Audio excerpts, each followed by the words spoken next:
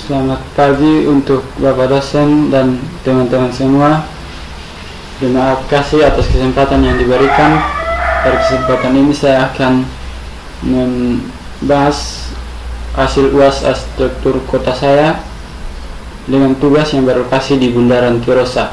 Nama Mixon Refartment Mau, nomor regis 22118097. Nomor 1, sebutkan dan jelaskan dengan sketsa 8 elemen perencanaan kota menurut Hamid Surfani. Pertama, tata guna lahan. Rancangan 2 dimensi berupa denah peruntukan lahan sebuah kota. Bangunan akan dibangun di tempat-tempat sesuai fungsi bangunan tersebut. Sebagai contoh, di dalam sebuah kawasan industri akan terdapat berbagai macam bangunan industri, atau di dalam kawasan perekonomian terdapat berbagai macam pertokoan. Contoh seperti gambar di samping. Ini adalah pengelompokan bangunan sesuai dengan area fungsinya masing-masing. Berikut bentuk dan masa bangunan. Pada penataan suatu kota, bentuk dan hubungan antar masa seperti ketinggian bangunan, jarak antar bangunan, bentuk bangunan, fasad bangunan, dan sebagainya harus diperhitungkan. Misalnya ketinggian bangunan, KP jalan bangunan, koefisien lantai bangunan atau KLB, koefisien dasar bangunan atau KDB, garis sepadan bangunan atau GSB, langgam, skala, material, tekstur, dan warna. Berikut sirkulasi dan parkir. Sirkulasi dalam suatu kota merupakan salah satu alat yang paling kuat untuk menstrukturkan lingkungan perkotaan karena dapat membentuk, mengarahkan, dan mengendalikan pola aktivitas dalam suatu kota. Tempat parkir berpengaruh langsung pada kegiatan komersial di perkotaan dan berpengaruh visual pada beberapa daerah perkotaan. Efek elemen ruang parkir terhadap kualitas lingkungan yaitu kelangsungan aktivitas komersial, pengaruh visual yang penting pada bentuk fisik dan susunan kota. Berikut ruang terbuka. Berbicara tentang ruang terbuka atau open space selalu menyangkut landscape. Elemen landscape terdiri dari elemen keras hardscape seperti jalan, trotoar, patung, bebatuan, dan sebagainya, serta elemen lunak softscape berupa tanaman dan air. Ruang terbuka bisa berupa taman, jalan, sepadan sungai, green belt, tanaman, dan sebagainya. Dalam perencanaan open space akan senantiasa terkait dengan perabot taman atau jalan atau street furniture. Street furniture ini bisa berupa lampu, tempat sampah, papan nama, bangku taman, dan sebagainya. Yang berikut jalur pejalan kaki. Elemen pejalan kaki harus dibantu dengan interaksinya pada elemen-elemen dasar desain tata kota dan harus berkaitan dengan lingkungan kota dan pola-pola aktivitas serta sesuai dengan rencana perubahan atau pembangunan fisik kota di masa mendatang. Berikut pendukung aktivitas. Aktivitas pendukung adalah semua fungsi bangunan dan kegiatan-kegiatan yang mendukung ruang publik suatu kawasan kota.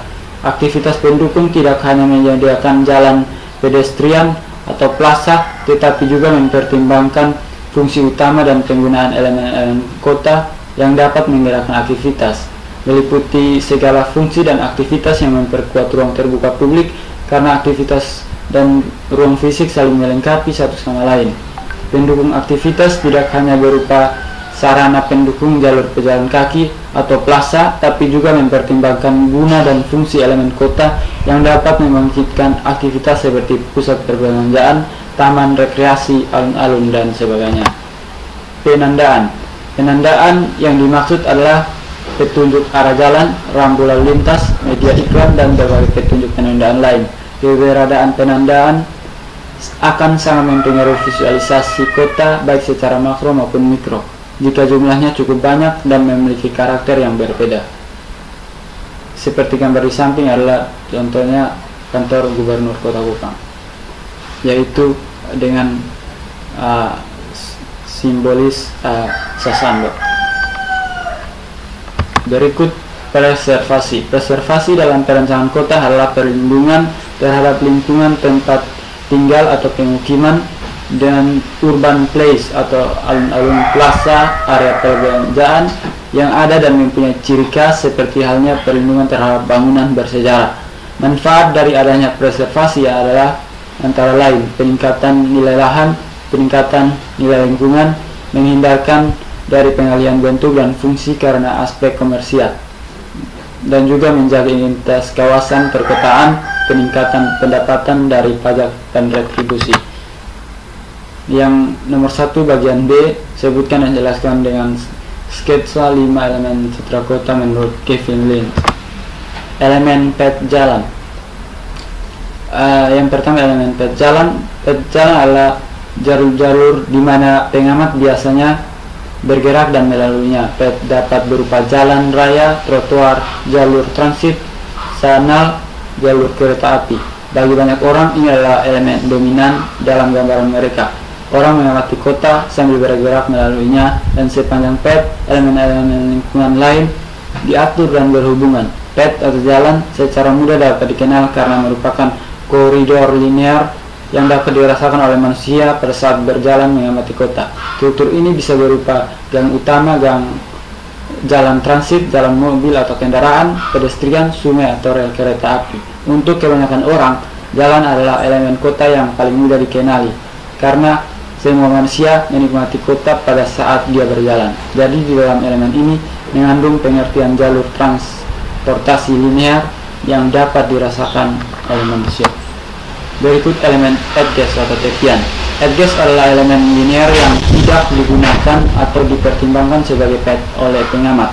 Edges adalah batas-batas antar dua wilayah, sela-sela linear dalam kontinuitas. Pantai, potongan jalur kereta api, tepian bangunan, dinding. Edges juga merupakan elemen linear yang dikenali manusia pada saat dia berjalan, tapi bukan merupakan jalur atau pet.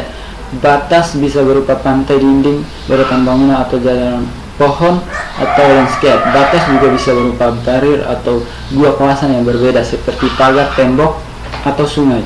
Fungsi dari elemen ini adalah untuk memberikan batasan terhadap suatu area kota dalam menjaga privasi dan identitas kawasan. Meskipun pemahaman elemen ini tidak mudah dipahami pet. Elemen distrik. Elemen distrik adalah kawasan kota yang bersifat dua dimensi dengan skala kota menengah sampai luas, di mana manusia merasakan masuk dan keluar dari kawasan yang berkarakter beda secara umum. Karakter ini dapat dirasakan dari dalam kawasan tersebut dan dapat dirasakan juga dari luar kawasan jika dibandingkan dengan kawasan di mana si pengamat berada.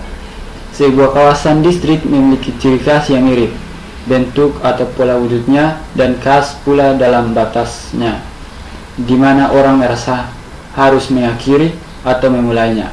Distrik dalam kota dapat dilihat sebagai referensi interior maupun eksterior. Distrik mempunyai identitas yang lebih baik jika batasnya dibentuk dengan jelas tampilannya dan dapat dilihat homogen, serta fungsi dan posisinya jelas, atau introvert atau ekstrovert, atau berdiri sendiri, atau dikatakan dengan yang lain, dikaitkan dengan yang lain. Berikut elemen nodes atau simpul. Nodes adalah titik-titik, spot-spot tragis dalam sebuah kota di mana pengamat bisa masuk dan yang merupakan fokus untuk dari mana dia berjalan. Nodes bisa merupakan persimpangan jalan, tempat break, berhenti sejenak dari jalur, persilangan atau pertemuan pet.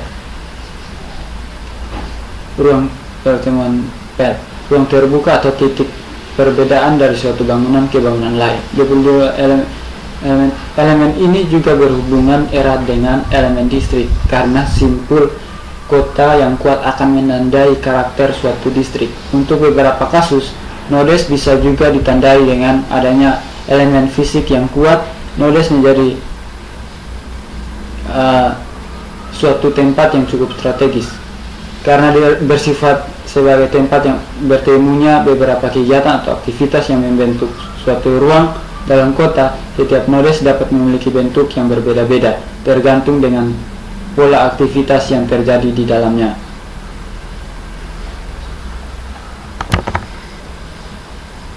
Yang berikut nomor 2, Jelaskan dengan gambar atau sketsa masalah dan cara pemecahan masalah arsitektur kota menggunakan salah satu atau dua elemen perencanaan kota. Hamid Sirfani, selesai masing-masing tugas. Ruang terbuka. Pertama, elemen ruang terbuka kota meliputi landscape, jalan, pedestrian, taman, dan ruang-ruang rekreasi. Kedua, permasalahan ruang terbuka yang terdapat di Bundaran Tirosa, yaitu masih minimnya vegetasi pada taman area tengah Bundaran Tirosa. Kemudian jalan dari arah jembatan Liba yang menghubungkan dua jalur sebelumnya sehingga berpotensi mengakibatkan kemacetan. Kemacetan biasanya terjadi pada pagi hari dan siang hari.